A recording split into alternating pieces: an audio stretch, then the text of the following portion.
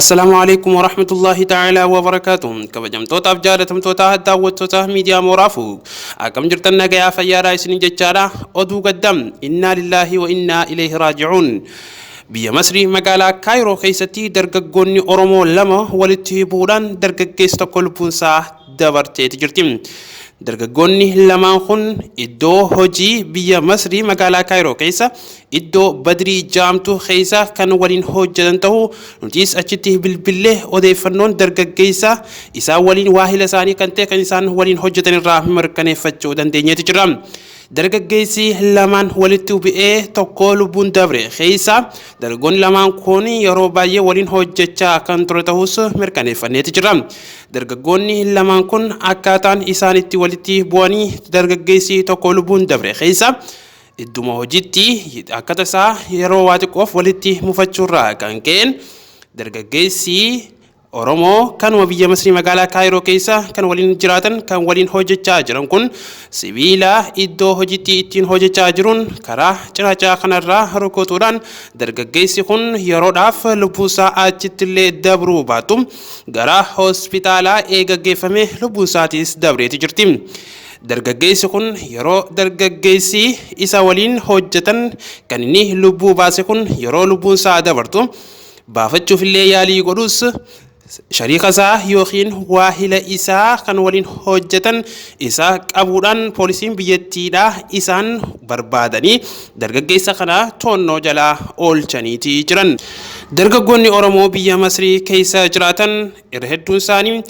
dalagatanii yookiin carraaqatanii kan bulan ta'us beekamaadha. jireenya baqaa kana keessatti gochaan taane warratti raawwatanii wal ajjeesurraa rabbiin haa baraaru jechaadha. yaada keessaafu gaafii nutis dargaggeessa waahila isaanii kan ta'e kan achi waliin hojjetan yeroo dargaggeessi kun lubbuunsaa dabartus achitti kan argamu nutis yeroo gaafannu akkana nuun jeeti jira. galatoomaadha miidiyaa mooraa fugug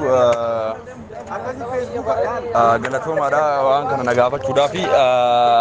mucaan bakki itti ijoolleen wal loltee wal ajjeefte naannoo Badrii jaamtutti bakkuma dalagatti osoo waliin dalagaatuma jiranii wallabbuma agartee miti wallabbii namni wallabu san gartee misanumarra wallabanii mucaan kanumaatee agarsiisanii xiqqaasanii kaduu irra guddaadhaa sanii walitti wanni jaddeeffataniituma mucaan wannuma gartee miti dalagu jiruun gartee miti waan dalaganii jira waan akkanatti sibiila wanni dhaa tokkoon akkasumatti qara laphee kana jala dha'ee achiin booda mucaan mana hospitaalaa osoo hin gahin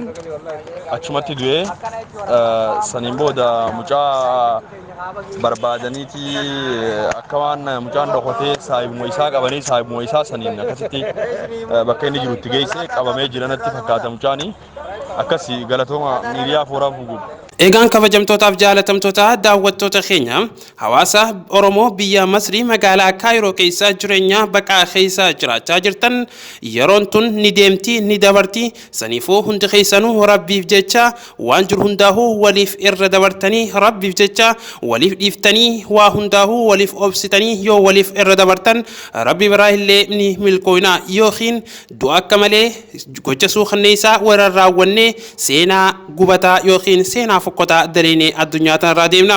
saniifuu akka miidiyaa mooraa fuugitti nutis baqattoota Oromoo biyya Masrii keessaafuu dargaggootaa fi shamarran dabalatee hundi keessanuu yeroo walitti buutanis yeroo hundaa'uu waliin obsaan waliif akka dabartan gamanumaan dhaamsa keenya dabarfachaa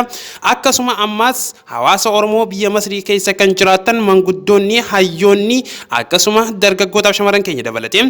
yeroonii fi dargaggoonni keenya as biyya tana keessatti yeroo akka tasaa walitti yookiin walitti mufatan karaa nageenyaatiin saffisaan furmaata itti kennuu malee malee osoo ibidda jidduu qabsiisu hin taane dargaggoonni lamaan akka ammaa kanatti wal mufatanii akka lubbuun namaa hin dabarreef hayyoonni keenya manguddoonni keenya karaa nagayaatiin saffisaan furmaata akka itti kennuu qabdan nutis akka miidiyaa mooraa fuugitti gamanmaan dhaamsa keenya dabarfachaa hunda keenyaahu rabbiin nama waliif obsee waliif irra dawru rabbiin haa godhuun kun dhaamsa keenya maatii fi firoottan obboleessa keenya kan lubbuun isaa dabreetiif gamanmaan jajjabin hawwina obboleessa keenyaaf illee rabbiin rahmata haa godhuuf jecha nutis gamanmaan gaddanu dhagahame ibsachaa gamanmaan xumureeti jira. Wassalaamu alaikum wa rahmatullahi wa barakatuh.